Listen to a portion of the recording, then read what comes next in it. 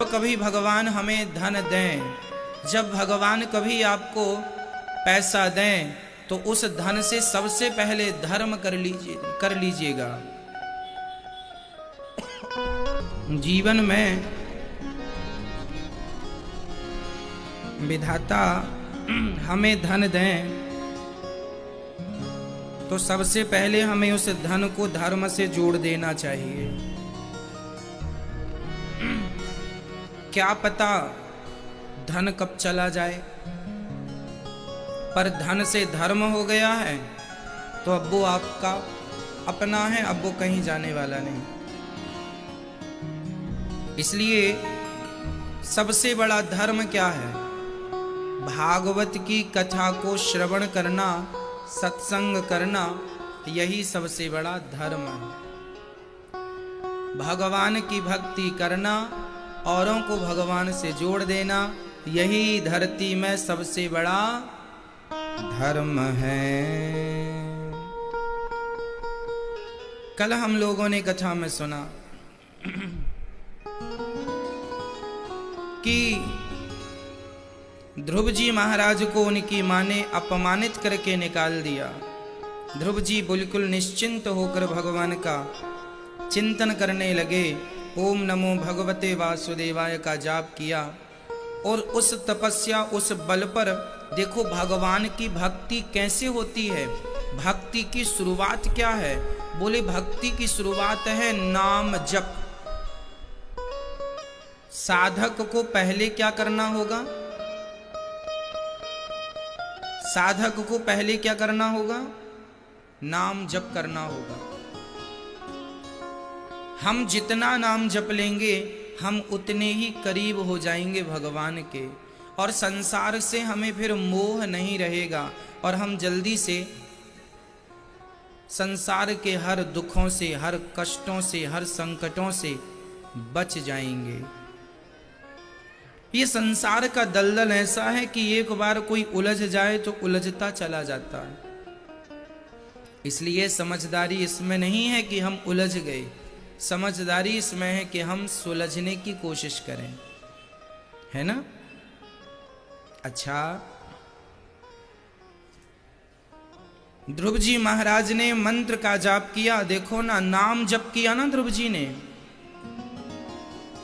6 माह 5 माह पूरे हुए, 6वें माह में भगवान सामने आकर खड़े हुए। ध्रुव जी राजा बन गए। संसार का कोई व्यक्ति आपको इतना नहीं दे सकता जितना भगवान दे सकते हैं। कोई देगा तो लाख देगा, 2 लाख देगा, 4 लाख देगा, पर भगवान इतना देंगे कि झोलियां तुम्हारी सारी छोटी पड़ जाएंगी। भगवान जब देते हैं खूब देते हैं, बस उसकी देनगी ऐसी है कि बस उस देन हार को तुम सही जगह उपयोग करने लग जाओ। भगवान खुश हो जाएं कि ये धन का सदुपयोग कर रहा है, फिर तो भगवान खूब धन धान्य से देंगे। और एक बात बताएं, भक्ति के रास्ते पर जो चलता है उसके जीवन में धन पैसा बहुत आता है, पैसे की कमी नहीं, क्योंकि नारायण की पत्नी ही लक्ष्मी है। जो नारायण की उपासना करेगा, माता लक्ष्मी तो जहां पति होगा पत्नी वहीं होगी। तो नारायण के पांव पकड़ लो, लक्ष्मी तो पास रहेंगी, बस तुम उनका सदुपयोग करना तो बनी रहेंगी, और जरा सा दुरुपयोग किया तो रूठ के चली जाएंगी। ध्रुव जी ने अपने कार्यकाल में राजगद्दी संभाल कर खूब अनुष्ठान, यज्ञ, जप, तप और सबको भक्ति के रास्ते पर लगाया, सत्संग कराया, कीर्तन करते हैं, दान पुण्य। उनके राज्य में अन्न क्षेत्र चलता है, कोई भूखा ना रहे, सबको पेट भर भोजन मिले, सब मन लगा के काम करो, कोई झूठ नहीं बोलेगा, सबकी सेवा। मतलब ऐसा ध्रुव जी का राज्य था, उत्तम कोटि का। एक दिन यक्षों ने उनके भाई को मार दिया, ध्रुव जी ने भी उन्हें मारा। फिर मनु जी ने और कुबेर जी ने उन पर कृपा की, और भगवान के निज धाम को आज भी ध्रुव तारा बन के चमक रहे हैं ध्रुव जी महाराज। भगवान के धाम को मृत्यु के सिर पर पांव रख के ध्रुव जी महाराज चले गए। इन्हीं ध्रुव जी के वंश में आगे चलकर हुए हैं पृथु। जिन्होंने पृथ्वी का दोहन किया, इसका नाम था पहले धरा। इसका नाम क्या था? इसका नाम क्षमा भी है। पृथ्वी का नाम क्या है? क्षमा।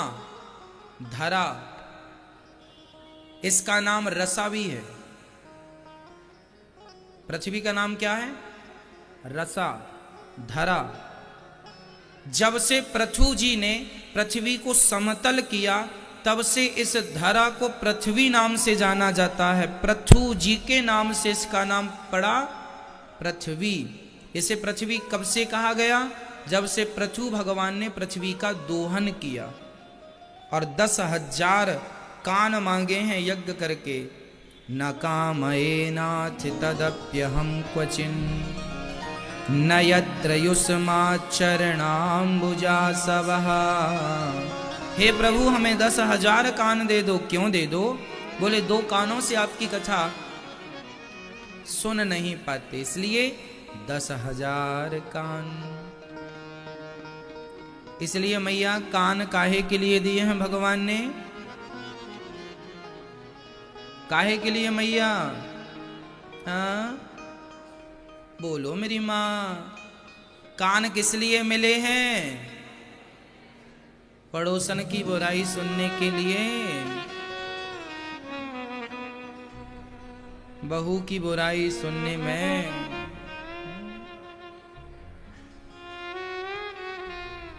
हमारी माताएं इस मामले में 2 कदम आगे हैं।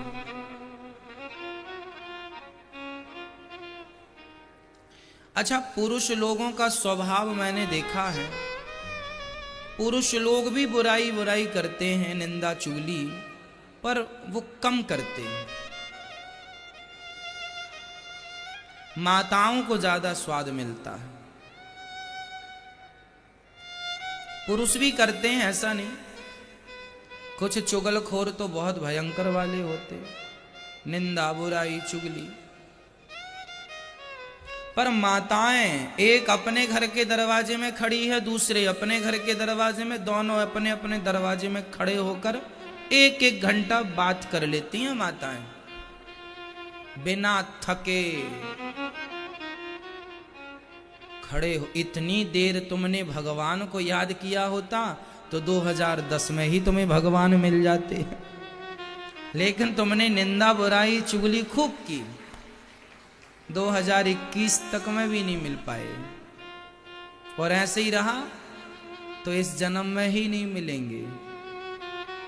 इसलिए कान किसी की बुराई सुनने के लिए नहीं, अपितु कान भगवान की कथा सुनने के लिए सुनना है।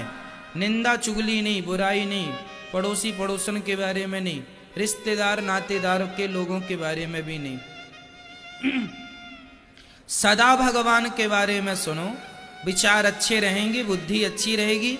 आप किसी वैश्या के बारे में सुनने लगेंगे ना, तुम्हारा भी मन भटकने लग जाएगा।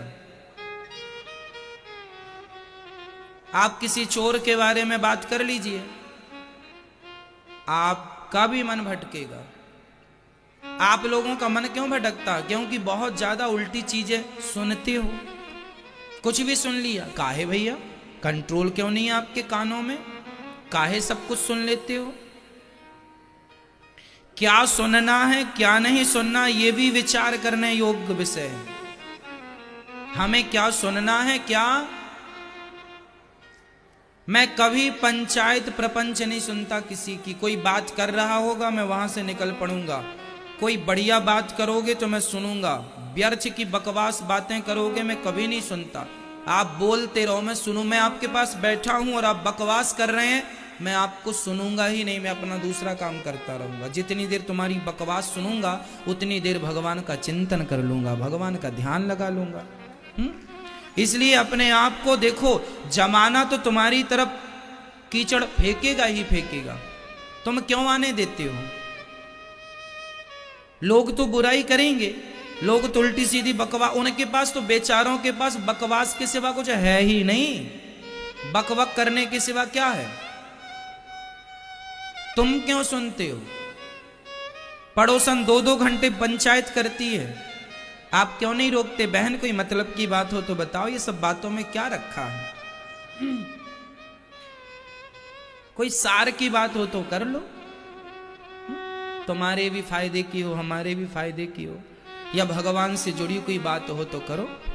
ये क्या मतलब हमें कि हमारी पड़ोसन कैसी है, क्या है, क्या करना है, हमारे रिश्तेदार कैसे हैं, क्या करना है, तुम कैसे हो? बुरा जो देखन मैं चला, बुरा ना मिलिया कोई, जो दिल खोजा आपुना, हमसे बुरा ना कोई। इसलिए सुनना क्या है, इसमें विचार कर लो, है ना मैया? तो आज से आप लोग सुनने के पहले विचार करेंगे। अब हमारे पास ना मैया जी छोटा सा बाजा है, पुराने गाने हैं उसमें, है ना? उसमें भी हम वह गीत सुनते हैं जिन गीतों का कोई सार होता है ना? जो बकवास गीत हैं हम उन्हें नहीं सुनते, तुरंत बदल देते हैं। क्या सुनना है क्या नहीं सुनना, ये तो हमारी अपनी स्वतंत्रता है ना। मार्केट में तो गाने सब प्रकार के हैं, ये भी एक गीत है, सजन रे झूठ मत बोलो, प्रभु के पास जाना है, ना हाथी है ना घोड़ा है, वहां पैदल ही जाना है, ये भी एक गाना है। और एक गाना ये भी है, मुन्नी बदनाम हुई, यह भी एक गीत है। अब क्या सुनना है क्या नहीं सुनना, ये हमारा अपना डिसीजन है। इसलिए मैया अपने कानों में कंट्रोल, नियंत्रण, क्या सुनने लायक है और क्या सुनने लायक नहीं है। तो हमें जो सार की चीजें हैं वो तो हम सुने, जो सार तत्व नहीं है। हंस क्या करता है, पानी और दूध को मिक्स करके रखने पर वह दूध पी लेता है, पानी पानी छोड़ देता है। जो वही व्यक्ति जीवन में सफल हो सकता है जो सार को ग्रहण कर लेता है। सार को गही लहे, थोथा दे उड़ाए। जैसे सूप स्वभाव हमारा कैसे होता है, कैसा होना चाहिए? कबीर दास जी कहते हैं सुपड़े की तरह स्वभाव होना चाहिए। सुपड़ा जानती है मैया? सूपा, गांव में पहले के जमाने में साफ करने के लिए अनाज माताएं ऐसे फटकती थी। क्या बोलते हैं आप लोग? सूपा बोलते हैं, आप क्या बोलते हैं? हैं? झांझ, छाछ, छाछ, छाछ। चलो आप बोलते हैं, बोल लीजिएगा। हमारे यहां सूपा बोलते हैं, सुपड़ा भी बोला जाता है। उसकी एक चीज सीखने लायक है, उसमें माताएं अनाज रखती हैं और ऐसे ऐसे उसको करती हैं, फटकती हैं, तो क्या होता है, उसका कचरा बाहर हो जाता है, अनाज अच्छा उसमें रह जाता है। ऐसे होता ना। उसी तरह हमारा भी स्वभाव होना चाहिए कि हम भी अच्छी बातों को, अच्छी चीजों को ग्रहण कर लें और बाकी चीजों को उड़ा दें, बाहर कर दें, क्योंकि उनका हमारे जीवन में कोई काम नहीं है। इसलिए कानों पर नियंत्रण। मैया जी आज से आपको क्या सुनना है क्या नहीं सुनना, यह भी आपको निश्चित करना है। कान बिगड़ गए तो अभी मैं बोलूंगा, पहले मैं पूरे ये प्रसंग कर लूं, फिर मैं अभी बोलूंगा। अब मैं चलता हूं कान के बाद आंख पर। क्या देखना है क्या नहीं देखना, यह भी विचार का विषय है। किसका विषय है? आपकी आंखों के सामने सब चीजें होती, अच्छाई बुराई। कपड़ा पहने लोग भी आपको आंखों से दिखते हैं। आजकल पिक्चर ऐसी बन रही हैं जिसमें कपड़े बिल्कुल कम से कम लोग पहनते हैं, तो वह भी चित्र आपके सामने है। अब आपको डिसाइड करना है कि कौन सी चीज आपको इन आंखों से देखना है। अच्छी चीजों को देखो, वृंदावन में बिहारी जी देखने लायक है ना, राधा रमण जी देखने लायक है, गोपीनाथ जी देखने लायक है, गौरी गोपाल भगवान देखने लायक है, निधि वन देखने लायक है, पूरा ब्रज 84 कोस देखने लायक है। तो देखना क्या है? इन आंखों से बिहारी जी को देखा जाए, जगन्नाथ जी को देखा जाए, द्वारिकाधीश जी को देखा जाए, यमुना महारानी को देखा जाए। इन आंखों से हम अच्छी चीजें देखें, है ना, इन आंखों से बुरी चीजें ना देखें, यह हमें निर्णय लेना है। यदि बुरी चीज देखा परिणाम बुरा। तीसरा, हमारी वाणी पर संयम होना चाहिए। वाणी कैसी हो मेरी मां? वाणी कैसी हो? मधुर हो। कुछ भी बोलना, आप लोग बोलते हैं ना, आप कई बार ऐसा बोलते हैं कि आपको ही समझ में नहीं आता कि आप बोल क्या रहे। इसलिए उलझे हुए शब्द ना बोला करो, कम शब्द बोला करो, सुलझे हुए बोला करो। 2 शब्द ही कहो पर मीठे कहो, मधुर कहो। हमने पूरा पहाड़ा पढ़ दिया पर आपकी समझ में कुछ नहीं आया तो वो पहाड़ा किस काम का? और जरा प्यार के 2-4 शब्द कह दिए, आपके दिलों तक पहुंच गए, बस हो गई बात पूरी। अरे जो शब्द आपके हृदय तक पहुंच जाते हैं, उन्हीं शब्दों का मुंह से निकलना सफल होता है। वही शब्द शब्द हैं, नहीं तो फिर पंचायत करते रहो, बोलते रहो, बक बक बक बक बक बक कुछ भी। अब मेरा सवाल आपसे,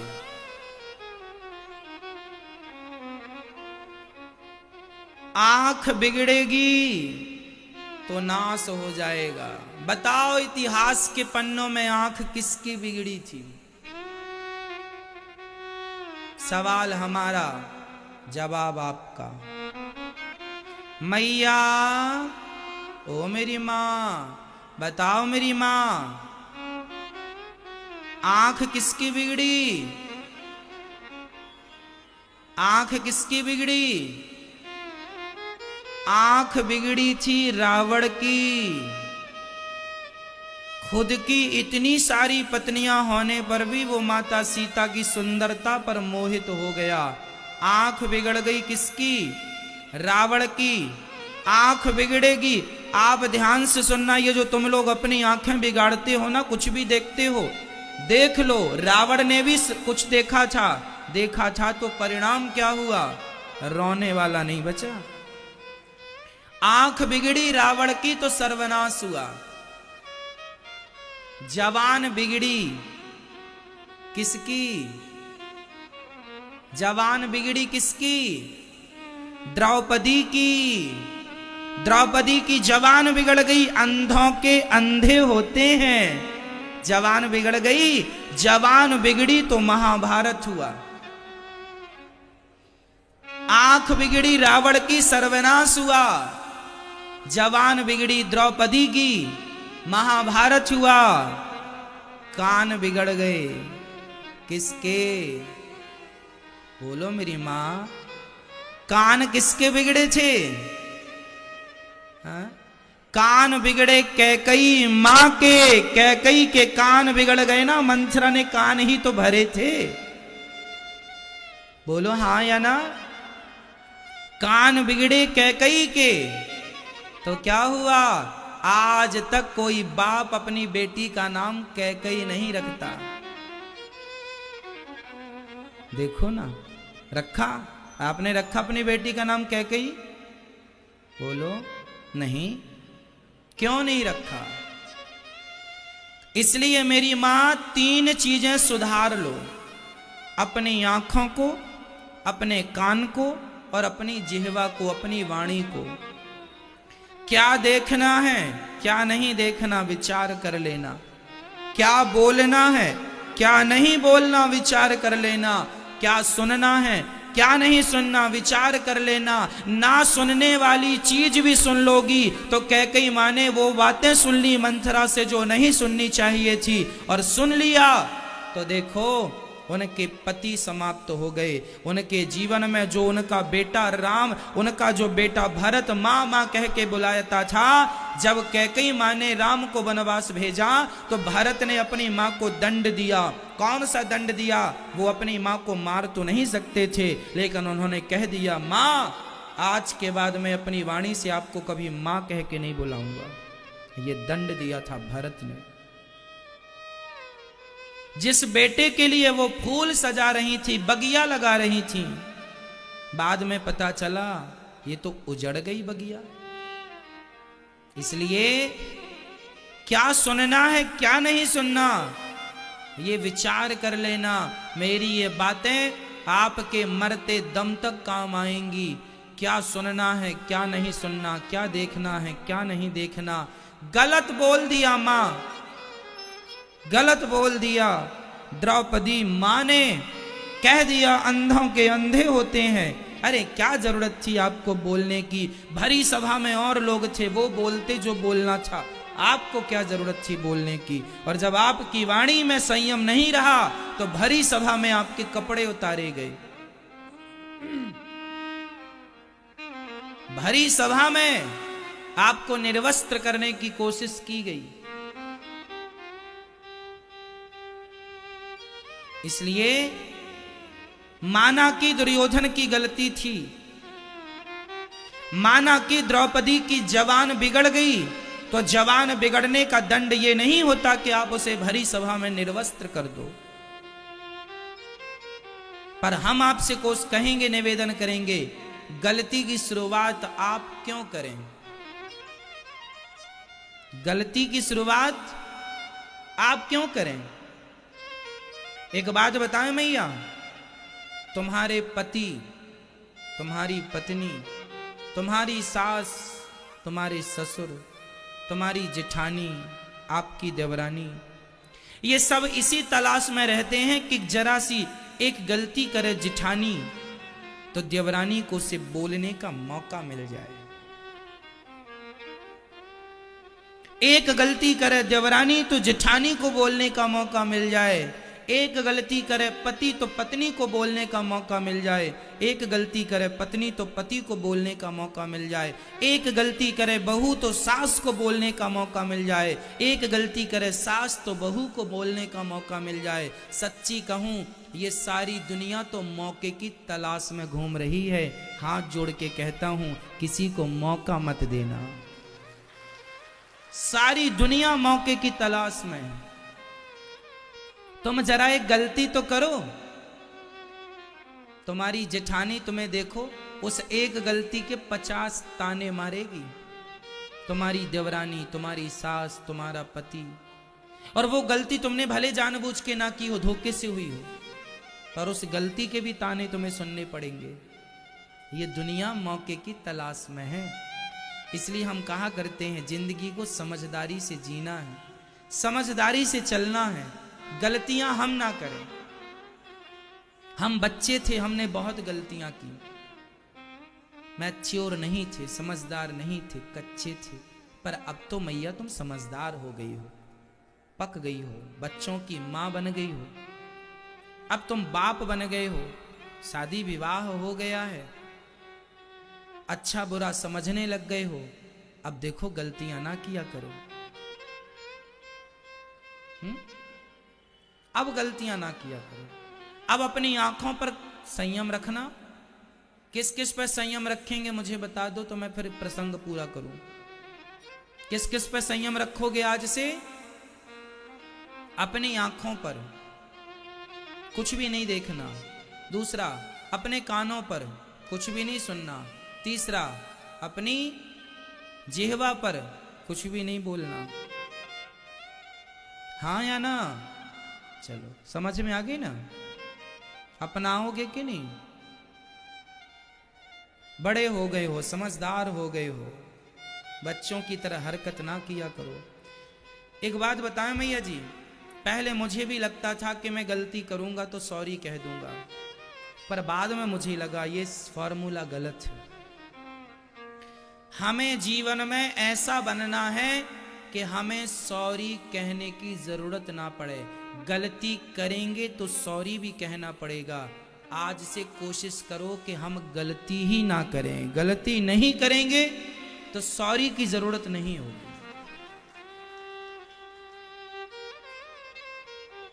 सॉरी एक बहुत छोटा सा है ना वाक्य है, हो जाता है, हमने गलती की, आपसे माफी मांग ली, आप माफ भी कर देते हैं, पर फिर भी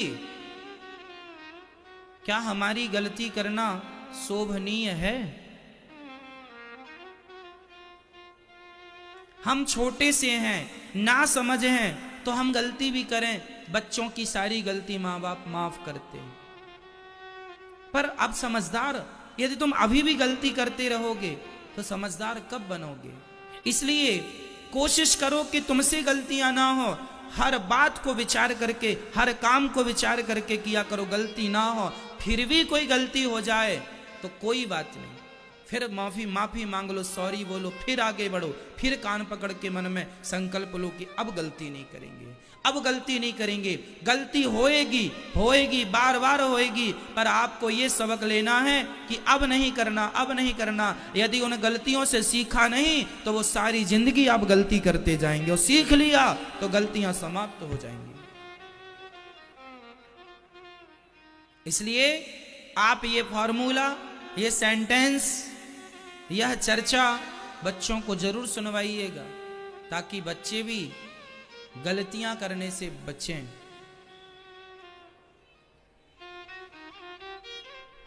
श्री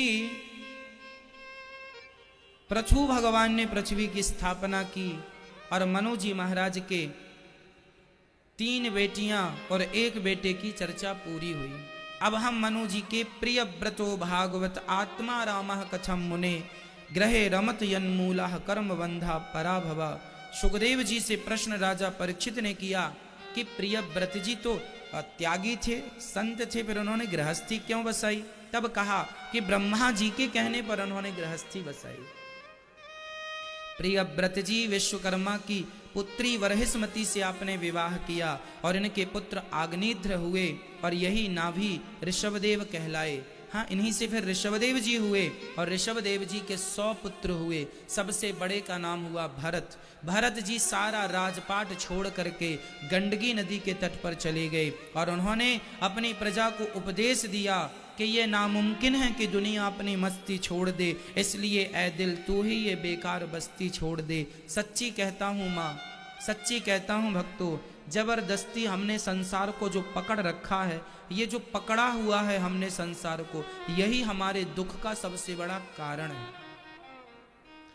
आप लोग दुखी क्यों हैं? आप लोग दुखी क्यों हैं? क्योंकि आपने संसार को पकड़ रखा है।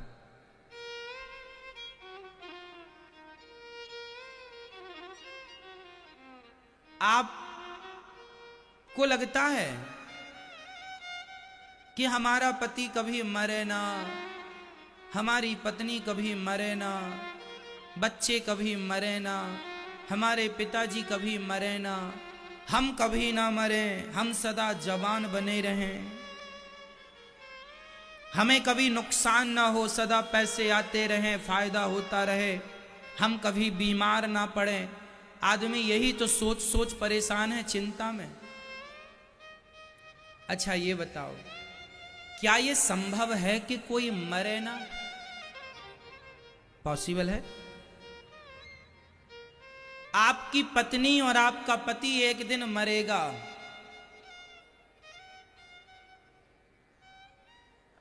इस सच्चाई को तुम स्वीकार करो या मत करो। बस बात इतनी है कि पहले कौन जाएगा ये ईश्वर जानते हैं, पर मैं इतना जानता हूं कि मरेगा जरूर, चाहे स्त्री पहले चाहे पुरुष पहले। इसलिए देखो, आप लोग ये बात भूल जाते हैं। आपको लगता है मेरा पति ना मरे, मेरी पत्नी ना मरे, क्या ऐसा पॉसिबल है? तुम ये सच्चाई को स्वीकार क्यों नहीं करती हो या करते हो? तुम्हारी पत्नी, तुम्हारा पति एक दिन मरेगा।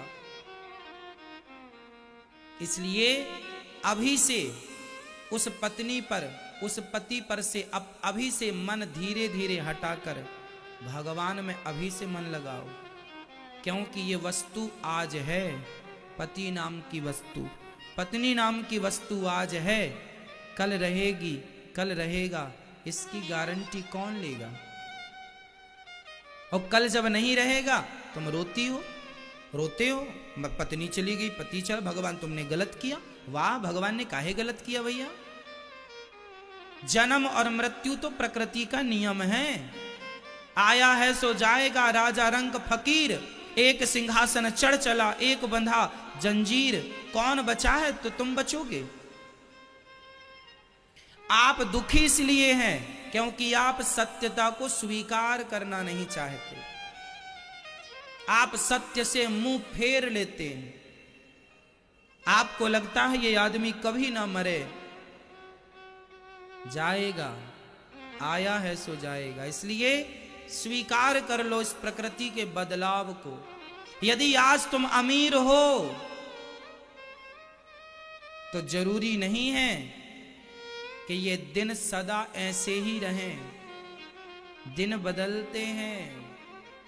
अमीर गरीब हो जाता है और गरीब अमीर हो जाता। इसलिए तुम संबंध भगवान से रखो। अमीरी आएगी जाएगी, व्यक्ति आएगा जाएगा, संबंध तुम्हारा भगवान से बना रहे। क्योंकि सच्चाई यही है कि ईश्वर मेरे हैं, मेरे तो गिरधर गोपाल, बस ये सत्य है। बाकी तुम जिसे सत्य मान रही हो या मान रहे हो वो सत्य नहीं है। बताओ मेरी माँ, आज जितने यहां जवान मेरे भाई बहन बैठे हैं, बताओ एक दिन तुम बूढ़े हो जाओगे कि नहीं? आज तुम्हारे सिर में जितने बाल हैं, एक दिन क्या सदा ही तुम्हारे सिर में इतने बाल रहेंगे? हां या ना जवाब दो। तुम्हारा बुढ़ापा आएगा, तुम्हारे सिर में बाल कम हो जाएंगे। तुम अपना ये हाथ दबा के देखो, अभी तुम जवान हो, ये हाथ जरा कड़ा है, बुढ़ापा आने दो। ये जो चमड़ी है ना भी देखो बिल्कुल चिपकी हुई है हड्डियों से, जरा बुढ़ापा आने दो, ये हड्डी ऐसे, चमड़ी ऐसे झूला झूलेगी ऐसे। हाँ या ना? हाँ या ना? तुम्हारी जवानी कब तक रहेगी? तुम्हें बूढ़ा होना है, इस सच्चाई को स्वीकार कर लो। इसलिए प्रकृति परिवर्तनशील है। आप लोगों को क्या लगता है हम मरे ना? मरे ना? माइकल जैक्सन नाम का एक व्यक्ति था। माइकल जैक्सन को जानते हैं? उसके पास बेशुमार पैसा था, बहुत धनवान था। माइकल जैक्सन नाम का एक व्यक्ति, उसके पास डॉक्टरों की 50 अच्छी क्वालिटी के डॉक्टर उसके साथ 24 घंटे रहते थे। 50 डॉक्टर, एक से बढ़कर एक बड़े बड़े सर्जन। वो पानी पीता था तो जो पानी वो पीता था वो 10,000 रुपए लीटर वाला पानी पीता था। 10 बार उसका पानी चेकअप होता था, कोई इसमें बैक्टीरिया तो नहीं है, कोई इसमें गंदगी तो नहीं है। 10,000 रुपए लीटर का पानी माइकल जैक्सन पीता था। भोजन करता था, एक टाइम के भोजन का खर्चा उसका 5 लाख रुपए था।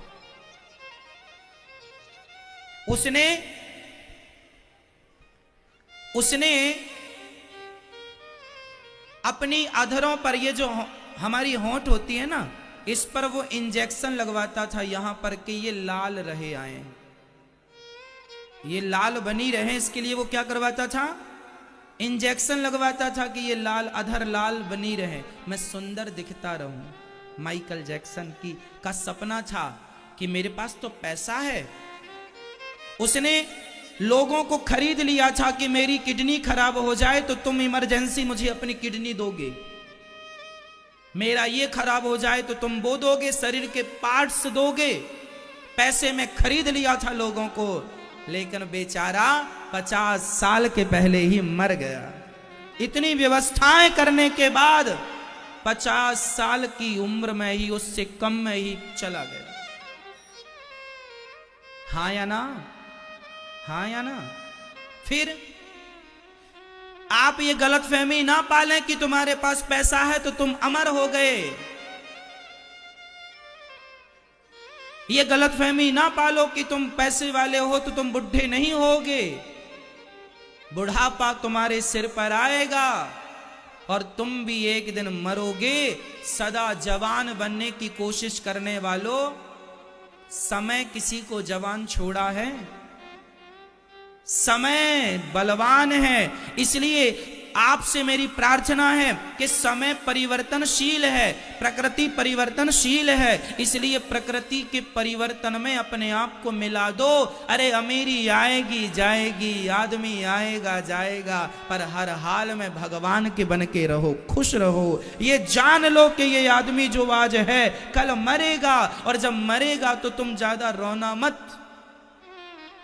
तुम्हें क्या पता नहीं था कि ये आदमी मरेगा? पता था तो काहे रो रहे हो? और जो लोग रो रहे हैं उनसे कहो कि तुम रो रहे हो, क्या तुम नहीं मरोगे? इसलिए प्रकृति की सच्चाई को स्वीकार कर लो। हम सब परिवर्तनशील हैं। हम सब कैसे हैं मेरी मां? आप लोग अपनी फोटो देखना बचपन वाली और आज अपनी फोटो खींच के देखना, दोनों में अंतर है। परिवर्तन हुआ कि नहीं आप में? इसलिए हम सब मेहमान हैं यहां, थोड़े दिनों के। मेहमानी करो और जाओ। ये हमारा घर नहीं है, ये तुम्हारा घर नहीं है। जो लोग कहते हैं ये घर मेरा है, ये पत्नी मेरी है, ये परिवार मेरा है, यह आदमी अभी समझ नहीं पाया कि भाई पत्नी परिवार घर की तो छोड़ दे, ये शरीर भी तेरा नहीं है, ये भी यहीं रह जाएगा। लोग इसे शमशान में जला देंगे। तू कहता था ये पत्नी मेरी है, ये जो उंगली है ना मेरी माँ, ये भी मेरी नहीं है। ये जो आंख है ना, आप कहते हैं कि फलाने की आंख बड़ी सुंदर है, फलाने के गाल बड़े सुंदर हैं, फलाने के बाल बड़े सुंदर हैं, फलाने का सब बड़ा सुंदर है। पर बताओ, क्या ये आंखें आपकी हैं? बोलो। क्या ये गाल आपके हैं? आपके गाल हैं तो मरना तो अपने गालों को साथ ले जाना। बाल आपके हैं तो मरना तो अपने बालों को साथ ले जाना। आंखें तुम्हारी हैं तो मरना तो निकलवा लेना अपनी आंखें।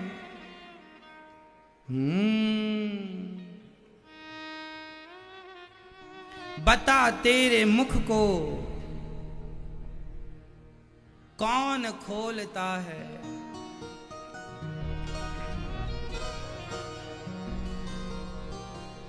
हाँ, बता तेरे मुख को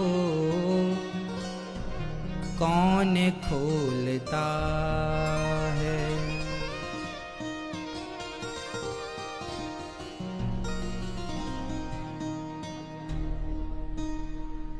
बता तेरे मुख को। हाँ, कौन खोलता है? बता जरा तेरे मुंह को कौन खोलता है?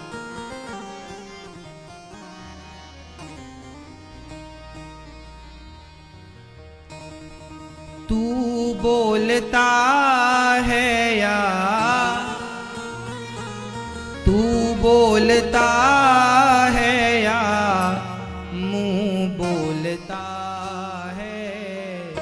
बता तेरे मुख को कौन खोलता है? बता तेरे मुख को कौन खोलता है? बता तेरे मुख को। कौन हो तुम? कौन हो? आत्मा हो। हम कौन हैं? हम आंख नहीं, कान नहीं, हाथ नहीं, पांव नहीं, मैं सिर्फ आत्मा हूं। अरे आत्मा है तब तक हम बैठे हैं, आत्मा निकल जाएगी तो अभी शमशान पहुंचाया जाएगा। हाँ या ना? फिर ये आंख, ये हाथ, ये कान, ये सब तब तक ही हैं जब तक हमारे भीतर आत्मा है। इसका अर्थ ये हुआ कि आत्मा निकल जाने पर लोग कहते हैं फलाने मर गए, फलाने नहीं रहे। अरे फलाने का शरीर तो है, पर लोग कहते हैं फलाने नहीं रहे। अरे भाई साहब, शरीर तो है। इसका अर्थ है कि जो नहीं रहे वो शरीर थे ही नहीं। वो थे क्या? वो थे क्या? जो अब नहीं रहे वो क्या थे? मैया, विषय थोड़ा कठिन है, पर पंचायत करोगी समझ में नहीं आएगा। मैया, ओ मेरी माँ, लो मैया खड़ी है वहां मुंह करके। अच्छा, हमने कहा ना कि तुम चल रहे हो कि पांव चल रहे, मैया चल के देख रही है, ट्राई कर रही है, कन्फर्म कर लूं कि हम चल रहे कि हमारे पांव चल रहे। लो मैया चल के भी देखने लग गई। कहा था कि तुम बोलती हो कि तुम्हारा मुंह बोलता हो, तो एक मैया पंचायत करने लग गई, देखूं कि मैं बोल रही हूं कि मुंह बोल रहा है। फलाने नहीं रहे तो क्या नहीं रहा उनका? जवाब दो, क्या नहीं रहा? उनकी आंख तो रही ना, उनके कान तो रहे ना, उनका शरीर तो रहा ना, पर उनकी आत्मा नहीं रही। इसका अर्थ है जब तक आत्मा है तब तक ही हम हैं। और हम कौन है? हम आत्मा ही हैं, हम आत्मा ही है। आत्मा निकल गई तो हम नहीं हैं, हम माटी हैं। लोग कहते हैं मिट्टी जा रही है। मरे हुए आदमी को क्या बोला जाता है? क्या बोला जाता है? आपके यहां क्या बोलते हैं? हमारे यहां बोलते हैं मिट्टी जा रही है, शव जा रहा है।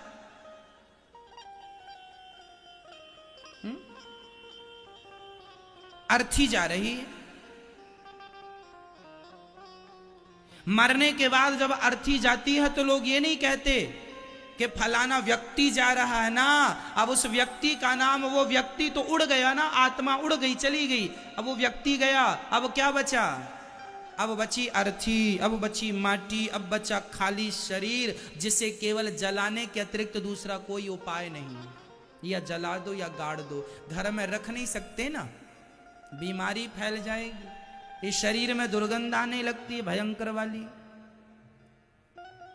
बकरा बकरी के चमड़े से तो तबला बन जाता है, बकरा बकरी के चमड़े से तो पर्स, पॉकेट, बेल्ट बन जाता है, जूते बन जाते हैं। हमारा तुम्हारा चमड़ा तो ऐसा है कि उसके जूते भी नहीं बनते। अब देख लो, जूते भी ना बने। इसका अर्थ है अब हमारा तो जलाने के अतिरिक्त तो कोई दूसरा। इसलिए ये शरीर नश्वर है। इस शरीर को पाकर काहे गुमान करता है, काहे अहंकार करता है? तू कौन है पहले ये तो समझ। तू एक आत्मा है, और वो आत्मा क्या है? परमात्मा का स्वरूप है, ईश्वर अंश, जीव अविनाशी ईश्वर का अंश है। जैसे दर्पण में आपका चित्र दिखाई पड़ता है। अच्छा ये बताओ, एक दर्पण में आप एक दिखेंगे, और आपके सामने 1 लाख दर्पण रख दिए जाएं तो आप कितने दिखेंगे? आप क्या 1 लाख हैं? एक सज्जन ने हमसे पूछा, महाराज जी आत्मा कभी मरती नहीं, आत्मा का कभी जन्म नहीं होता। नैनम छिंदंती शस्त्राणी नैनम दहती पावका, गीता के अनुसार आत्मा कभी मरती नहीं, आत्मा का कभी जन्म नहीं होता। जब आत्मा मरती नहीं, जन्म नहीं होता, तो ये बताओ, पहले भारत की जनसंख्या केवल 50 करोड़ थी, आज 135 करोड़ जनसंख्या हो गई। तो ये बताओ इतनी आत्माएं कहां से आ गई? जब आत्मा का जन्म ही नहीं होता तो आत्माएं आ कहां से रही हैं? कहीं चाइना तो नहीं बना के सप्लाई कर रहा है? आत्मा को तो जन्म ही नहीं होता। जब आत्मा का जन्म नहीं होता तो ये आदमी जनसंख्या बढ़ कैसे रही है? तो ये सवाल, ये प्रश्न है या नहीं? इसका उत्तर हम देते हैं। मैया जी, आत्मा कभी नहीं मरती, कभी नहीं मिटती, ये सत्य है। लेकिन इसे समझने के लिए भी बहुत समझ चाहिए। सुनो, 1 लाख दर्पण के सामने आप खड़े हो जाएंगे तो प्रत्येक दर्पण में आपका चित्र दिखाई पड़ेगा। आप हैं बिंब, और जो दर्पण में हमारा चित्र दिखता है उसे क्या कहते हैं? प्रतिबिंब। जो दर्पण में दिखता है उसे क्या कहा जाता है? वो हमारा क्या है? वो हमारा क्या है? जोर से बोलो। वो हमारा प्रतिबिंब है। दर्पण में जो दिख रहा है वो हमारा प्रतिबिंब है। और हमारे प्रतिबिंब 1,00,000 दर्पण होंगे तो 1,00,000 प्रतिबिंब हो सकते हैं कि नहीं? 1 करोड़ दर्पण होंगे तो 1 करोड़ प्रतिबिंब हो सकते हैं कि नहीं? उसी प्रकार जैसे हमारा प्रतिबिंब दर्पण में दिखता है, उसी प्रकार ईश्वर का प्रतिबिंब ही हम सभी के भीतर होता है। उसी प्रतिबिंब को हम आत्मा कहते हैं। तो वह प्रतिबिंब तो 50 करोड़ भी हो सकते हैं और 135 करोड़ भी हो सकते हैं। अब जो आपका प्रतिबिंब दर्पण में दिखता है, क्या उसे आग जला सकती है? आपका प्रतिबिंब जो दर्पण में दिखता है, क्या उसे पानी गीला कर सकता है? आपका प्रतिबिंब, आपका चित्र जो दर्पण में दिखाई पड़ रहा है, क्या उसे हवा उड़ा सकती है? नहीं ना। जैसे आपके प्रतिबिंब को आग जला नहीं सकती, हवा उड़ा नहीं सकती, पानी गीला नहीं कर सकता, उसी प्रकार परमात्मा का प्रतिबिंब आत्मा है, तो उसे भी कैसे आग जला सकती है? उसे भी कैसे कोई मार सकता है? अच्छा, आपका चित्र दर्पण में दिख रहा है और कोई दर्पण में गोली मार दे तो क्या आप मर जाओगे? क्या आपका प्रतिबिंब मर जाएगा? जैसे प्रतिबिंब को कभी गोली से नहीं मारा जा सकता, तलवार से नहीं काटा जा सकता, अरे तुम्हारे और हमारे प्रतिबिंब को ही नहीं काटा जा सकता, तो आत्मा तो परमात्मा का प्रतिबिंब है। वो प्रतिबिंब निकला कि आदमी मरा। जब तक वह प्रकाश है तब तक तुम जिंदा हो, तुम्हारी आंख काम कर रही है, हाथ पांव सब एक्टिव हैं, सब काम कर रहे हैं। आत्मा निकले, खत्म। तो मैं कौन हूं? जोर से, मैं कौन हूं? मैं कौन हूं? आत्मा। मेरा परिचय है, मैं कौन हूं? आत्मा हूं। मैं शरीर नहीं हूं। मेरा शरीर तो मरने के बाद भी होता है, पर मरने के बाद आत्मा नहीं होती। आत्मा जाने पर लोग कहते हैं फलाने नहीं रहे। शरीर तो है, पर आत्मा के ना रहने पर नहीं रहे शब्द का प्रयोग होता है ना? समझ में आ रहा है?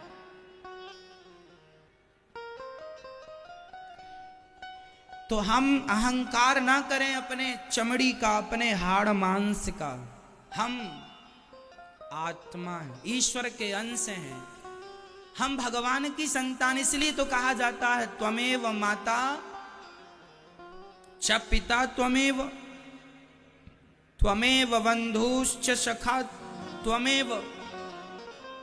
हम भगवान के ही हैं, वो हमारी माता हैं, वो हमारे पिता हैं। लेकिन हम एक बार क्या हुआ मैया, एक जंगल में एक शेर का बच्चा गीदड़ों के झुंड में जाके मिल गया, और गीदड़ों के झुंड में रहता रहता वह शेर का बच्चा गीदड़ों के झुंड में रहता रहता अपने आप को क्या समझने लगा? क्या समझने लगा? गीदड़। अब वो गीदड़ समझने लगता। अब गीदड़ जहां जाए वो भी वहां जाए, गीदड़ जो खाए वो भी वो खाए। अब गीदड़ जो बोले वो भी वो बोलने का प्रयास करे। एक दिन शेर की नजर पड़ी, शेर ने देखा ये तो हमारी जात का है, आवाज लगाई, यहाँ वो आया, सरकार क्या है, तुम हमारे बच्चे हो, ये गीदड़ों के झुंड में क्या कर रहे हो? शेर बोला नहीं नहीं, हम तो वर्षों से इनके साथ हैं, यही हमारे रिश्तेदार है, ये भैया है, ये बहन है, ये माँ है, ये बाप है। शेर हंसा, राम राम राम राम राम। गीदड़ों के झुंड में रहते रहते तुमने अपने आप को गीदड़ समझ लिया। बस वही दुर्दशा हम सभी की है। तुम एक्चुअली हो सब भगवान की संतान, पर गीदड़ों के बीच में रहते रहते तुमने अपने आप को गीदड़ मान लिया। ये संसार को तुमने अपना मान लिया, ये तुम्हारे नहीं है, तुम्हारे असली रिश्तेदार भगवान हैं। इसलिए हम कहा करते हैं हमारे दो ही रिश्तेदार, हमारे दो ही रिश्तेदार, एक हमारी राधा रानी, एक हमारी राधा रानी, पूजे बाके बिहारी सरकार हमारे दो ही रिश्तेदार। इसलिए ये हमारे ये हैं, लेकिन हम इन्हें अपना ना मानकर, वो गीदड़ का, शेर का बच्चा गीदड़ों के झुंड में चला गया तो वो शेर को अपना ना मानकर गीदड़ों को अपना मान रहा है। तुम भगवान को अपना ना मानकर संसार के लोगों को अपना मान रहे हो, क्योंकि तुम गीदड़ों के झुंड में रहने के आदी हो गए हो। अरे पहचानो, तुम्हारे असली माँ बाप भगवान हैं, तुम्हारे असली सगे संबंधी भगवान हैं। संसार के लोगों से तुम्हारा एक जन्म का रिश्ता है, पर भगवान से तो हमारा करोड़ों जन्मों का रिश्ता है। जब आप इन माँ के बेटे बेटी नहीं थे तब भी आप भगवान के थे, और यहाँ से मरने के बाद भी तुम भगवान के ही रहोगे। कुछ दिनों के लिए तुम किसी की पत्नी हो, कुछ दिनों के लिए तुम किसी के पति हो, कुछ दिनों के लिए तुम किसी के पुत्र बेटा बेटी हो। रियल में हमारा संबंध भगवान से है। इसका अर्थ ये नहीं है कि तुम अपने माँ बाप की सेवा ना करो। तुम माँ बाप की अपने सेवा करना, अपने कर्तव्यों को पूरा करना, जिम्मेदारियों को निभाना, पर अंदर से ये याद रखना कि तुम्हारे असली माँ बाप तो केवल राधा और कृष्ण हैं। राधा मेरी मात है, पिता मेरे घनश्याम। कृष्ण हमारे पिता हैं और राधा हमारी जोर से, राधा हमारी माता है, पिता हमारे घनश्याम हैं, श्याम सुंदर हैं। फिर ये माँ बाप कौन है? इनका भी सम्मान करो, इनकी भी सेवा, इंसानियत के नाते इन्होंने जन्म दिया, पाला पोसा, अच्छा है, सम्मान करो, आदर करो, सेवा करो, लेकिन अंदर ये याद रखना कि तुम्हारे असली माँ बाप भगवान हैं। नाता एक राम जी से दूजा नाता तोड़ दे, आशा एक राम जी की दूजी आशा छोड़ दे। एक बात बताएं मैया जी, काम वाली बाई जो होती है ना, आपके बच्चा हुआ, आपने काम वाली बाई को रखा, बहन जरा हमारे बच्चे को तुम तेल लगा दिया करो, मालिश कर दिया करो, जरा उसे नहला दिया करो। आपने एक काम वाली बाई लगाई, वो आपके बच्चे को नहलाती है, तेल लगाती है, मालिश करती है, पर वो आपके बच्चे को अपना नहीं मानती। उसको ये पता है कि मेरे अपने बच्चे तो घर में हैं, ये मेरा नहीं है, ये तो मैं अपना काम कर रही हूं। वो सेवा बराबर करेगी तुम्हारे बच्चे की, तेल लगाएगी, मालिश करेगी, उसका मलमूत्र धो देगी, सब करेगी, पर वो अंदर से तुम्हारे बच्चे को अपना नहीं मानेगी। हाँ या ना? वो उसे पता है कि मेरे अपने बच्चे तो घर में है, ये मेरा नहीं है, मैं तो सेवा करे। ऐसा नहीं कि वो उस बच्चे को मारेगी, नाना, उस बच्चे से भी वो प्यार करेगी, लेकिन वो ये जानकर प्यार करेगी कि ये मेरा नहीं है, मेरे घर में है। उसी प्रकार तुम भी ऐसा ही किया करो। तुम भी ये जान लो कि तुम्हारे असली माँ बाप भगवान हैं, तुम्हारा सब कुछ भगवान है। बाकी संसार के साथ तुम्हें व्यवहार निभाना है तो काम वाली बाई व्यवहार पूरा निभाती है, बच्चे को तेल, बच्चे को मालिश, बच्चे का सब काम करती है। व्यवहार निभाओ, तुम अपने बच्चों की सेवा करो, तुम अपने बच्चों को टिफिन बनाओ, बच्चों को स्कूल भेजो, पति के पांव दबाओ, माँ बाप की सेवा करो, व्यवहार सारा निभाओ, पर अंदर से ये याद रखना कि तुम्हारे असली माता पिता भगवान हैं, तुम्हारे असली पति भगवान हैं। तुम हो एक अगोचर सबके प्राणपति। आपका असली पति कौन है? ये जो आपका पति है ना, मांग भरने वाला, मंगलसूत्र पहनाने वाला, ये तो कुछ दिनों का पति है, कुछ वर्षों का पति है। हाँ, असली पति तो भगवान है। लिखा है तुम हो एक अगोचर सबके प्राण, जोर से, सबके प्राण कौन? तुम हो एक अगोचर, आगे आप बोलो, सबके प्राणपति, मतलब सबके प्राणों के पति ऑलरेडी कौन है? भगवान। ऑलरेडी वो पति पहले से हैं। इसलिए मीराबाई ने गाया है, ऐसे बरकूं क्या बरूं जो जन्मे और मर जाए, बरिए बर गोपाल को मेरो चुन लो अमर कर जाए। संसार का पति तो आज है, कल रहेगा, नहीं रहेगा गारंटी नहीं है, पर भगवान तो आज भी हैं, कल भी रहेंगे, इसलिए वो हमारे असली पति हैं। इसलिए व्यवहार संसार से बराबर करो। ऐसा नहीं कि तुम अपने पतियों को छोड़ दो, ना जी, पतियों के साथ रहो, पतियों की सेवा करो, पर अंदर से ये याद रख के सेवा करो कि असली पति भगवान है। एक दिन ये पति को छोड़कर तुम्हें असली पति के घर जाना है। और वो पति केवल स्त्रियों का नहीं, मेरा भी, पुरुषों का भी पति है, प्राणों का पति है ना, मेरा भी पति वही है। मुझे भी एक दिन सब प्रपंच संसार छोड़ के उस परमपिता परमात्मा के घर जाना है। इसलिए देखो, मैं ज़्यादा किसी से संबंध नहीं रखता, मैं ज़्यादा किसी से मोह मोहब्बत नहीं रखता, क्योंकि मुझे पता है यदि किसी से प्रेम कर लिया जाए तो कल उसके नाम पर रोना पड़ता है। इसलिए भाई, भगवान से प्रेम करो, वही अपने हैं। ये संसार के लोग आज हैं, कल रहेंगे नहीं रहेंगे, कौन गारंटी लेता है? ये सब बिना गारंटी के लोग हैं। इसलिए व्यवहार निभाओ, ठीक है, पर अंदर से याद रखो, मेरे तो गिरधर गोपाल, दूसरों ना कोई। हाँ, क्या रखा है ऐसी रिश्तेदारी में? संसार की रिश्तेदारी ऐसी ही है। इसलिए हम तो भगवान को अपना मानते हैं और आपसे भी कहेंगे उन्हें अपना मानो, वही आपके हैं। द्रौपदी के 5 पति साथ खड़े थे, बताओ कोई आया हो मुसीबत में तो? आपके पास नोट ज्यादा होंगे, पैसे ज्यादा होंगे तो जमाना आकर खड़ा हो जाएगा, पर मुसीबत आएगी कोई नहीं आएगा एक भगवान के सिवा। इसलिए जब वही आएंगे तो फिर उन्हें भूल काहे जाए हम? तो मुसीबत में ही बुलाएंगे क्या? ना, द्रौपदी ने बुलाया होगा मुसीबत में, हम तो अपने सुख के दिनों में भी उन्हें बुलाएं और हर समय भगवान से कहें, प्रभु हम आपके हैं, आप हमारे हैं। ये संसार से नाता तोड़कर मीराबाई ने गिरधर से नाता जोड़ लिया, यही समझदारी है।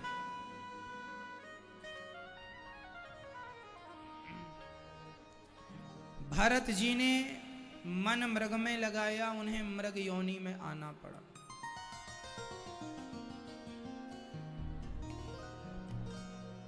उन्हें स्वामी भरत जी का मन मृग में लगा, भरत जी मृग बन के आ गए। आपका मन कहाँ लगा है मैया? संसार में ना लगा के रखना। हम तो कह रहे हैं पूरी तैयारी अभी कर लो। आप लोग अपनी तैयारी करने लग जाओ।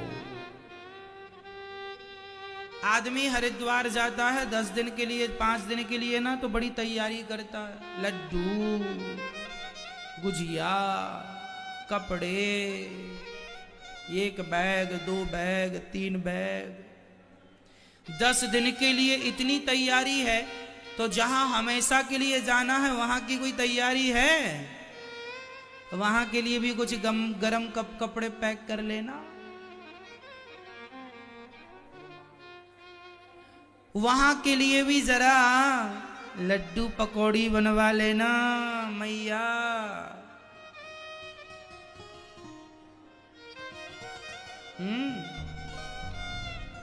वहां जाओगे ना। यहां तो मैयाएं हरिद्वार से फोन लगा देती हैं, बहू ठीक हो, बेटा ठीक हो। वहां जाओगे तो वहां फोन की व्यवस्था नहीं है।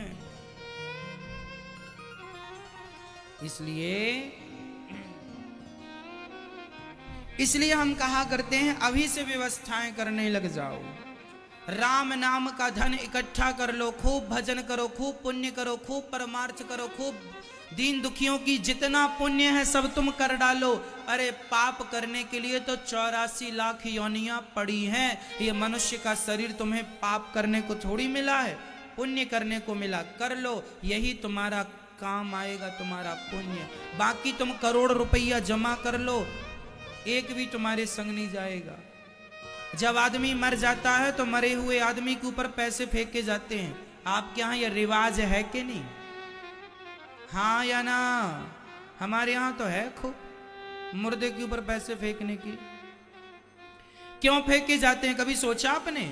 मुर्दे के ऊपर पैसे इसलिए फेंके जाते हैं, दुनिया वालों तुम देख लो, अब ये तो मर गया, ये तो कुछ देखेगा नहीं, पर तुम देख लो कि जो ये मरा पड़ा है ना, ये जीता था जब तक तो पैसे पैसे के लिए लड़ता था, पत्नी से, पुत्र से, परिवार से, रिश्तेदारों से, जमाने से लड़ जाता था पैसों के लिए। अब देखो मरा पड़ा है, इसके ऊपर पैसे बरसा रहे हैं, 1 रुपए भी समेटने को तैयार नहीं है। पैसा रखते रही करो तेरी, खिलाओ पिलाओ कुछ, और बेटा काहे को खिलाए, वो खुद का पेट भरने में लगा है।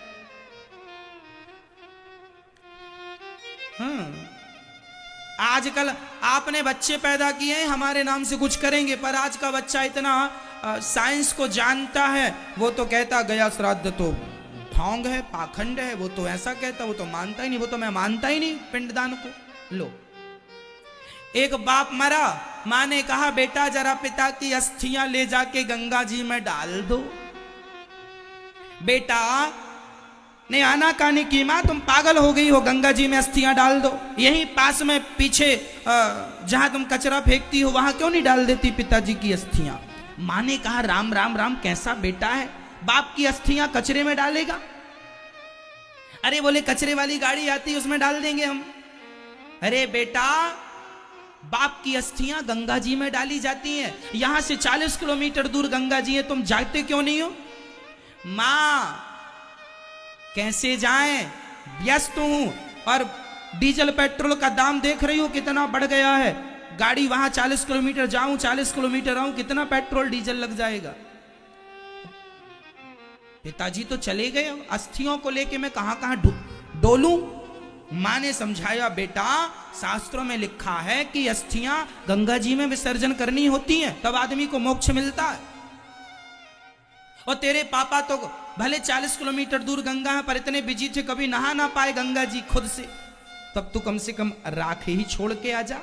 मां ने परेशान कर लिया, तो बेटों ने कहा अच्छा ला। तो बेटों ने मां अपने बाप की अस्थियां ली, गाड़ी पर सवार हुए दोनों बच्चे, 2 बेटे थे, दोनों चले। 5 किलोमीटर निकले गांव से, अपने घर से, देखा कि एक नाला जा रहा था गंगा जी की तरफ। तो उसको लगा हम जाएं या नाला जाए एक ही बात है, तो उसने अपने बाप की अस्थियां सारी राख नाले में डाल दी। जब ये नाला तो मिल ही जाएगा गंगा जी में, पिताजी गंगा जी पहुंच जाएंगे। लो डाल के आ गया। मां ने पूछा क्यों, गंगा जी में डाला। हाँ मां गंगा जी में डाला, बिल्कुल सेंटर में गंगा जी में, बीच में जाएगा, चिंता ना करो। रात के उसके पति पत्नी को आकर सपने में बोले अरे भाग्यवान, देख तेरे बच्चे कितने नालायक हैं, तूने अस्थियां दी थी कि गंगा जी में डाल दो और ये नाले में छोड़ के आए हैं। मां ने आधी रात को जागकर बच्चों को जगाया, क्यों रे नालायक, उठ, क्या हुआ। मां सोने भी नहीं देती, ये बता तूने अपने बाप की अस्थियां नाले में डाल दी। बच्चे दंग हो गए। बच्चे बोले क्यों मां, तुझे कैसे पता। बच्चे बोले मां तुझे कैसे पता। मां ने कहा बेटा तेरे पिताजी मेरे सपने में आए। बच्चों ने कहा पिताजी नहीं सुधरेंगे। 40 किलोमीटर वापस आ गए। 40 किलोमीटर आगे चले जाते तो गंगा जी मिल जाती। वापस आके मां को बताने आ गए, आगे खुद नहीं चले गए। बेटे कह रहे हैं पिताजी सपने में बताने तो वापस आ गए, बताने वापस आ गए हो तो आगे ही निकल जाओ गंगा जी की तरफ खुद। तो ऐसे बेटे हैं कलयुगी बेटे। जरूरी नहीं है कि तुम्हारी राख भी गंगा जी में डालेंगे। ये तो कहते हैं हम तो भगवान को मानते ही नहीं। ये तो होशियार हो गए और तुमने पैदा किया था कि ये तुम्हारे नाम का कुछ पुण्य करेंगे। और आजकल बच्चे कहते हैं तेरही में ब्राह्मणों को खिलाने से क्या होगा, तेरही करने से क्या होगा, ऐसा कहते हैं।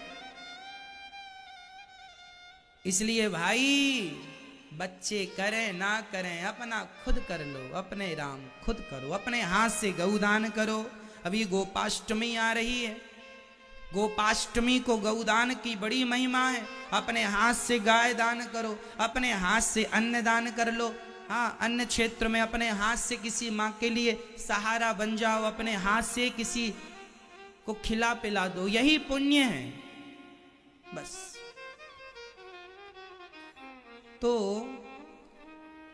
भरत जी महाराज राजा रहुगण को उपदेश देते हैं और उसका कल्याण करते हैं दिव्य ज्ञान से।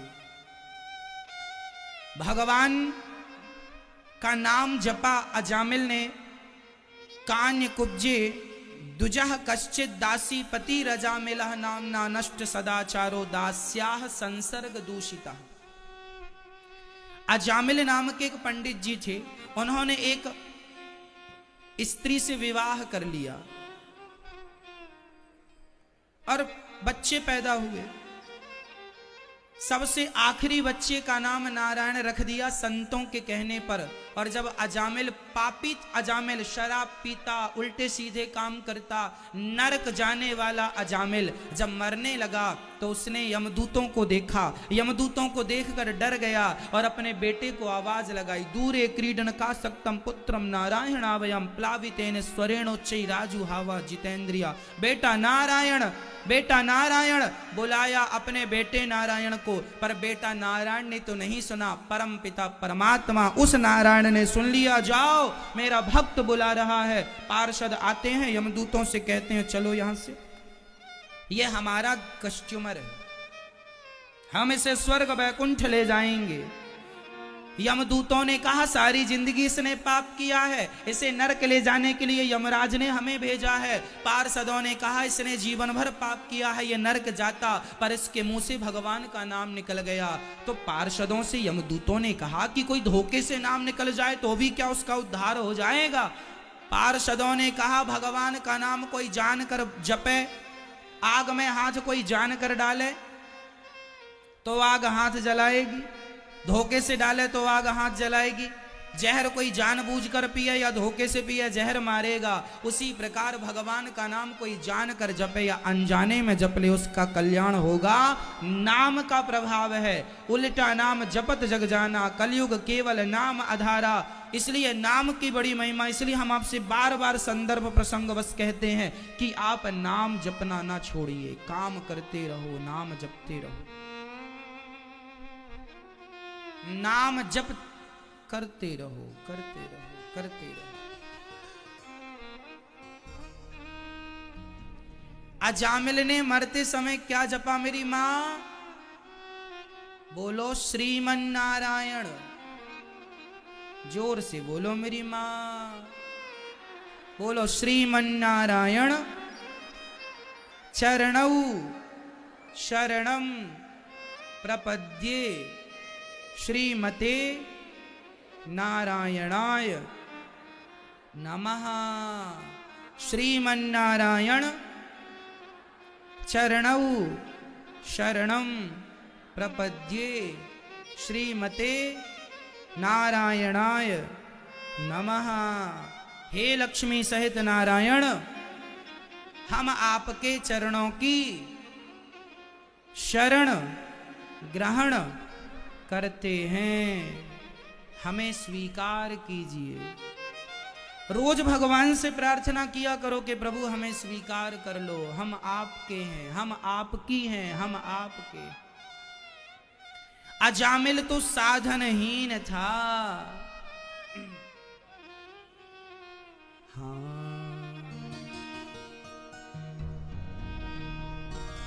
काके द्वारे जाय पुकारे, कौन निहारे दीन दुखी की ओ श्री राधे। सरस किशोरी वयस की थोरी, रति रस बोरी।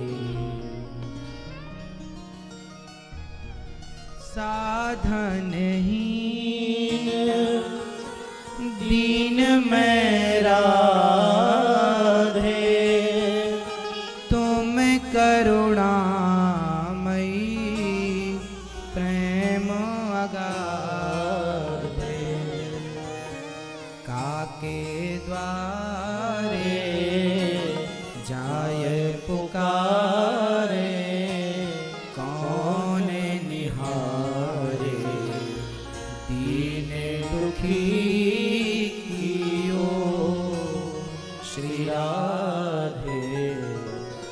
राधा रानी हम साधनहीन, हाँ साधनहीन दीन मैं राधे तुम करुणा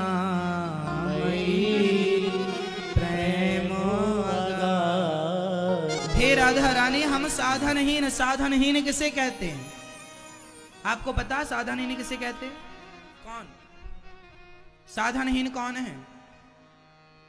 जो भक्ति नहीं करता, जो पाप में लगा हुआ है, वह साधनहीन है। ना हम यज्ञ, ना हम जप, ना हम तप, ना हम कुछ नहीं जानते। हे राधा रानी हम पर क्या कृपा होगी?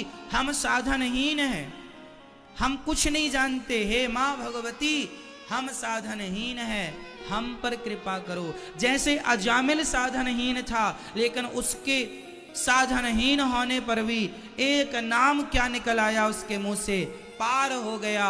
इसलिए कहता हूं यदि अजामिल एक नाम के बल पर पार हो सकता है, तो तुमने एक भी माला जपी होगी तो भवसागर से पार निश्चित हो जाओगे, कोई संदेह नहीं है इसमें।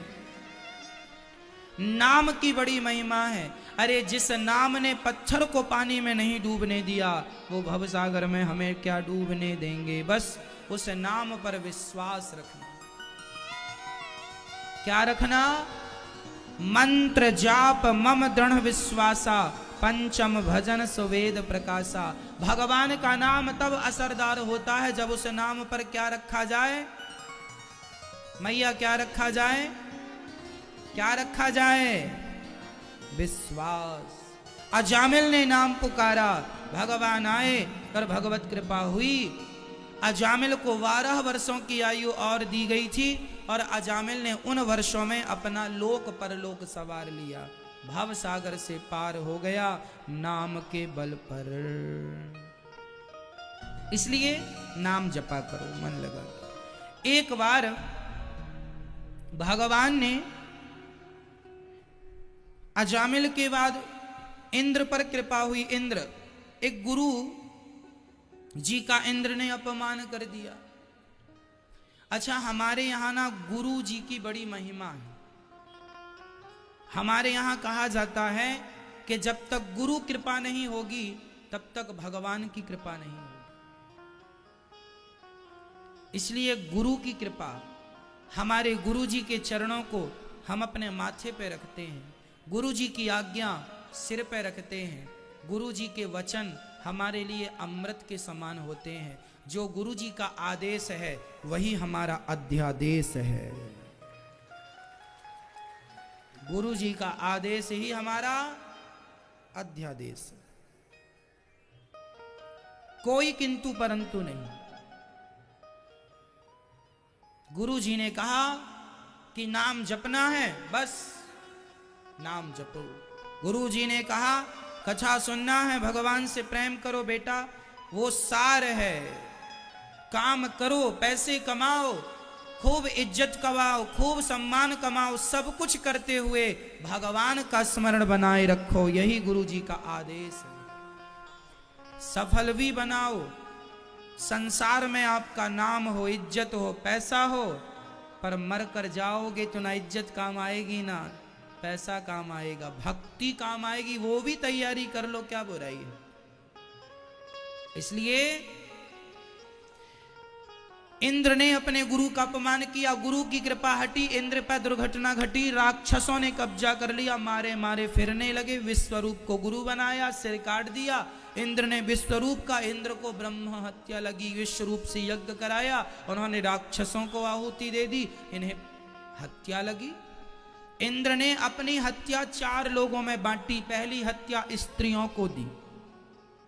स्त्रियों में जो रज होता है, रजस्वला अपवित्रता के जो दिन होते हैं, वह अपवित्रता इंद्र ने स्त्रियों को दी है। वह भी स्त्रियों के कहने पर। स्त्रियों ने कहा कि हमें दे दो आप अपनी हत्या, दे दिया।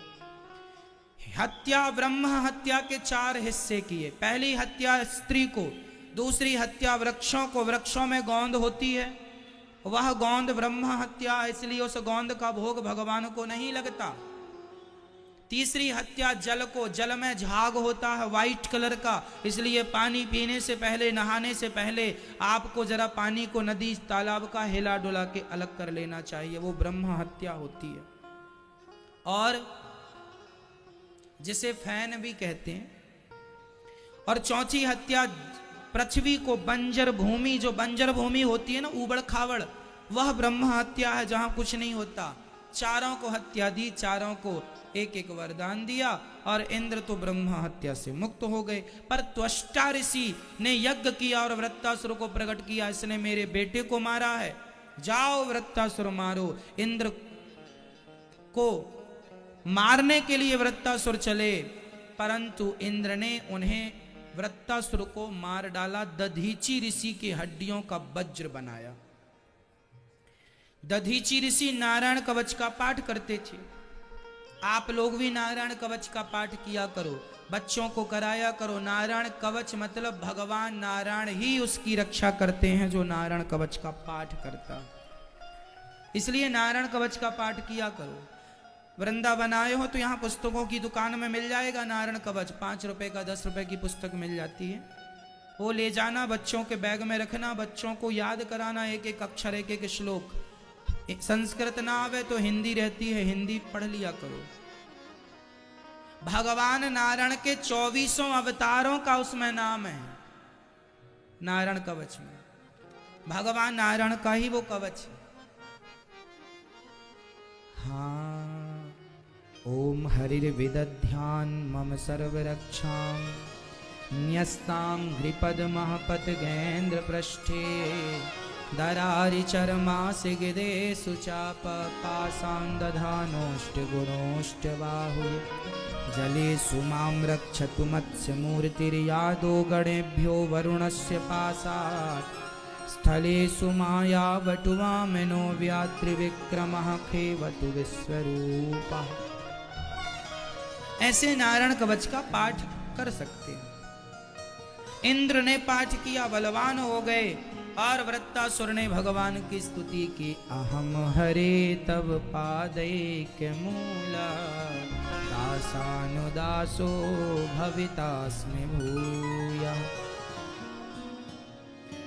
राजा परीक्षित ने कहा, महाराज ये वृत्तासुर तो राक्षस था, फिर इसने भगवान की स्तुति क्यों की? तब सुखदेव जी ने कहा, यह इस जन्म का राक्षस है, पिछले जन्म ये भगवान का भक्त था। इसका नाम था चित्रकेतु। इसकी बहुत सारी पत्नियां थीं, पर पुत्र नहीं था। संत जी ने फल दिया, पत्नी गर्भवती हुई, कृतद्युति नाम की पत्नी को बच्चा हुआ। वह बालक इतना बढ़िया था कि उसके अच्छाई गुणों को देखकर उसकी बहुत सारी माताएं, सौतेली माताएं जलने लगीं और उस बच्चे को जहर दे करके मार डाला। जब मारा गया वह बालक, चित्रकेतु राजा, कृतद्युति रानी रोने लगी, पर राजा की बहुत सारी पत्नियां थी ना, उन्होंने जहर दे दिया था कि हमसे तो बेटा हुआ नहीं और राजा हमको तो अब देखते नहीं, तो जलन के कारण जहर दे दिया, बच्चा मर गया। राजा रोने लगे, नारद जी आकर समझाने लगे, क्यों रो रहे हो? बोले महाराज बेटा मर गया।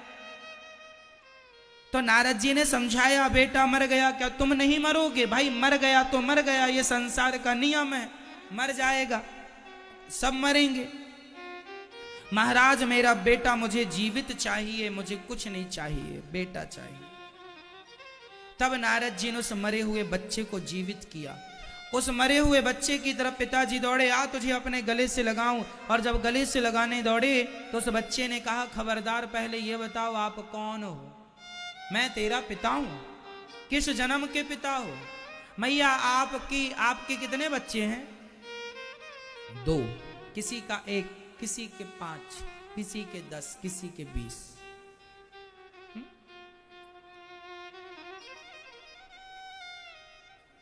आपका 1 बेटा है, 2 बेटे हैं, चलो। तो ये बताओ कि आप इनकी मां हो, तो क्या पिछले जन्म में भी ये आपके ही बेटे थे? और अगले जन्म में भी क्या आप ही इनकी मां बनोगी? मैया इस जन्म में आप जिसकी मां हो, पिछले जन्म में आप किसी और की मां थी, आपके कोई और बच्चे थे। अगले जन्म में आपके कोई और बच्चे होंगे, अगले जन्म में आप कोई और पिता होंगे किसी और बेटे के, आपका पिता बदल जाएगा। ये तो देखो हर समय मिलना बिछड़ ऐसे। आज जो आपके पास हैं साथ हैं, कल भी रहेंगे इसकी गारंटी नहीं है। इसलिए संसार से कुल मिला के मोह ममता ना रखो, यही समझाने का प्रयास है। हाँ, कबीरदास जी गाते हैं ना, निरुद्ध कभी किसी को परेशान नहीं करता। जब से हमने होश संभाला है, हमने जानबूझकर किसी का दिल नहीं दुखाया, क्योंकि हमें पता है कि हम आपको सताएंगे तो हमें भी कोई ना कोई सताएगा। यदि हमने आपको एक गाली दे दी ना मैया, तो आज के 1 साल बाद, 2 साल बाद, 4 साल बाद हमें गाली मिलेगी किसी के द्वारा। जो व्यवहार हम आपके साथ करते हैं वही व्यवहार हमारे साथ भी होगा। इसलिए प्रहलाद जी महाराज के पिता कौन थे? हिरण्यकशिपु। प्रहलाद के पिता हिरण्यकशिपु दुष्ट थे, वो पूजा नहीं करने देते, पाठ नहीं करने देते। हिरण्यकशिपु जप तप करने चला गया, तपस्या करने, ब्रह्मा जी को प्रसन्न करने चला। तभी एक तोता आकर डाल पर बोला नारायण। हिरण्यकशिपु बोला कि ये तो मेरे दुश्मन का नाम रट रहा है, आज का मुहूर्त ठीक नहीं है क्योंकि इसने मेरे दुश्मन का नाम ले लिया। वापस घर आ गया। पत्नी कयाधु ने कहा बताइए आज जल्दी आ गए, भगवान जल्दी मिल गए क्या? बोला नहीं, भगवान जल्दी नहीं मिले, मेरे दुश्मन का नाम देखो। हिरण्यकशिपु भगवान को क्या मानता है? अरे दुश्मन मान कर भी उसने भगवान का नाम एक बार ले लिया। तो कयाधु ने कहा स्वामी जी आज तोते ने क्या बोला था? बोला नारायण। फिर भोजन देने गई तो बोला क्या बोला? उस कयाधु ने आज भगवान का नाम बार बार जपाया और उसी रात्रि कयाधु गर्भवती हो गई। पापी आदमी के मुंह से एक बार भगवान का नाम निकला। तो देखो जब पति पत्नी दोनों के अंदर राम थे, भगवान थे, नारायण नाम था, जब नारायण नाम पति पत्नी के भीतर आज गया और उसी रात गर्भवती हुई, तो भगवान का नाम जपते जपते चिंतन करते करते, ध्यान तो भगवान में था ना, ध्यान भगवान का करते करते जब गर्भाधान हुआ तो हिरण्यकशिपु के पुत्र कयाधु के गर्भ में सबसे बड़ा भगवत भक्त प्रकट हो गया कयाधु के गर्भ से। क्यों? क्योंकि भगवान का नाम लेते लेते गर्भाधान हुआ। इसलिए कयाधु गर्भवती हो गई। हिरण्यकशिपु जंगल चला गया तपस्या करने, हजारों साल तक कठोर तपस्या करता रहा। यहां इंद्र कयाधु का हरण करके ले गया, किसके गर्भ में? मेरा दुश्मन है उसे मार डालूंगा। नारद जी ने रोका, पागल तेरे दुश्मन नहीं है, ये पृथ्वी का कल्याण करने वाला बालक इसके गर्भ में पल रहा है। कयाधु डर गई, नारद जी से बोली महाराज मेरा बच्चा बाहर आएगा तो ये मार डालेगा, ऐसा आशीर्वाद दो कि जब तक मेरे पति लौट कर ना आए तब तक मेरे पेट में मेरा गर्भ सुरक्षित रहे। तो कयाधु के गर्भ में प्रहलाद जी 1000 वर्ष तक बने रहे। जब तक हिरण्यकशिपु की तपस्या पूरी नहीं हुई तब तक कयाधु के गर्भ में प्रहलाद जी भगवान का चिंतन करते रहे। नारायण भगवान की कथा नारद जी सुनाते रहे और प्रहलाद जी गर्भ से ही भगवान की कथा सुनते रहे। और देखो ना, गर्भ में ही संस्कार दिए जा सकते हैं बच्चे को, यदि माँ बाप सजग जागरूक हैं तो। आप कहते हैं ना हम पेट से थोड़ी सीख के आए हैं, मैया ये सेंटेंस गलत है, ये कहावत गलत है। एक बात बताओ, महाभारत में एक व्यक्ति का नाम है जो पेट से सीख के आया था, नाम था अभिमन्यु। अभिमन्यु चक्रव्यूह में जाना कहां सीखे थे? जब वह अपनी मां के पेट में थे। अभिमन्यु की मां का नाम क्या था? क्या था? बोलो मेरी मां। सुभद्रा। सुभद्रा के गर्भ में जब थे तो अर्जुन ने चक्रव्यूह में जाने की पूरी बात बताई। अभिमन्यु ने सुन लिया। यदि अभिमन्यु मां के गर्भ में रहकर वो चक्रव्यूह की विद्या सीख सकते हैं, तो आजकल के बच्चे यदि माँ बाप संस्कार दें तो संस्कार, कई बार डॉक्टर कहता है जब बच्चे को डायबिटीज होती है या अन्य बीमारियां होती हैं तो बच्चे से डॉक्टर पूछता, क्यों, ये तुम्हारी माँ को बीमारी है क्या? नहीं। पिता को है क्या? नहीं। दादा को है क्या? हाँ। कई बार बीमारियां परंपरागत चलती हैं, हाँ या ना?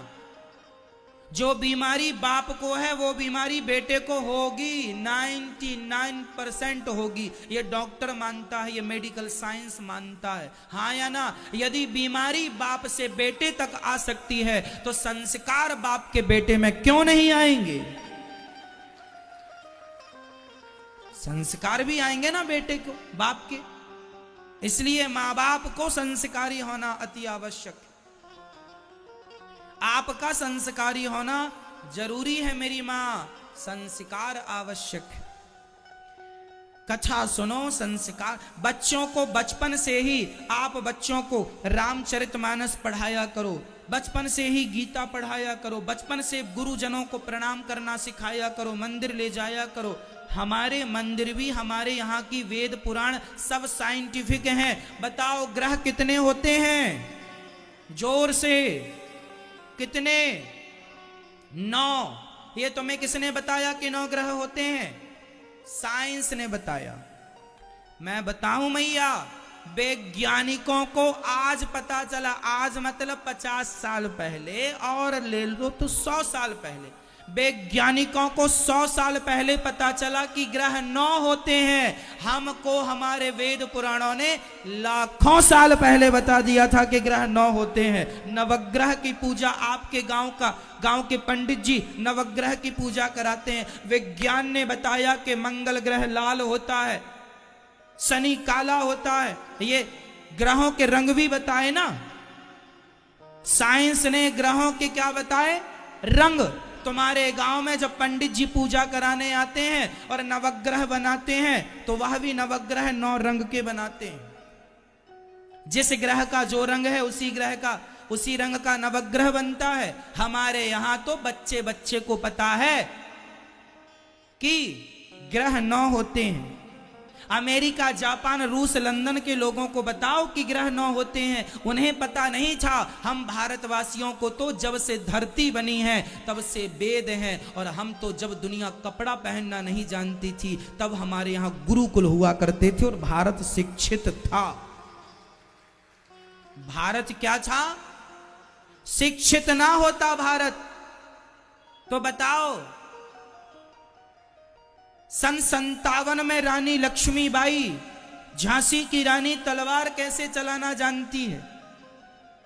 शिक्षा ही तो बताएगी ना तलवार ऐसे चलाते हैं। यह भी तो एक शिक्षा है। शिक्षा थी मेरे भारत में। चाणक्य के जमाने में कितनी शिक्षा थी। नालंदा विश्वविद्यालय उस जमाने का फेमस विश्वविद्यालय था। मुगलों ने आग लगवाई थी। कहा जाता है कि मुगलों ने चाणक्य के पुस्तकालय में आग लगवाई, लाइब्रेरी में आग लगवाई, तो महीनों तक आग को, पुस्तक जलाने में आग को महीनों लगे। इतनी पुस्तकें थी चाणक्य के पास, इतना ज्ञान था। बिना शिक्षा के क्या चाणक्य ने चंद्रगुप्त मौर्य को सम्राट बना दिया? बोलो। शिक्षा थी मेरे देश में। जब दुनिया के लोग कपड़े पहनना नहीं जानते थे, निर्वस्त्र घूमते थे, तब मेरे भारत में गुरुकुल हुआ करते थे। तब मेरे भारत में वेद होते थे, और मेरे वेदों ने हमें लाखों साल पहले बता दिया। साइंस जो आज तुम्हें बताता है, मेरे से पूछ लिया करो। साइंस जो तुम्हें बताएगा वो ऑलरेडी हमारे शास्त्रों में हजारों साल पहले लिखा जा चुका है। पृथ्वी से सूर्य की दूरी कितनी है? 14 अरब किलोमीटर दूर है। साइंस को ये बात अभी पता चली कुछ वर्षों पहले। हमारे तुलसीदास जी ने हनुमान चालीसा में लिख दिया। छोटे छोटे बच्चे गाते हैं, युग सहस्त्र योजन पर भानु, लील्यो ताहि मधुर फल जानू। पृथ्वी से सूर्य की दूरी इस चौपाई में है। आप कैलकुलेशन करके देख लेना। हमारे यहाँ का बच्चा बच्चा साइंस जानता है। जब दुनिया के लोग घड़ी नहीं जानते थे, तब हमारी गांव की अनपढ़ दादी, अनपढ़ नानी, अनपढ़ माँ ऐसे अंगूठे रख के सूर्य की परछाई नाप कर बता देती थी इतने बज के इतने मिनट हो गए हैं। हाँ या ना? बोलो हाँ या ना?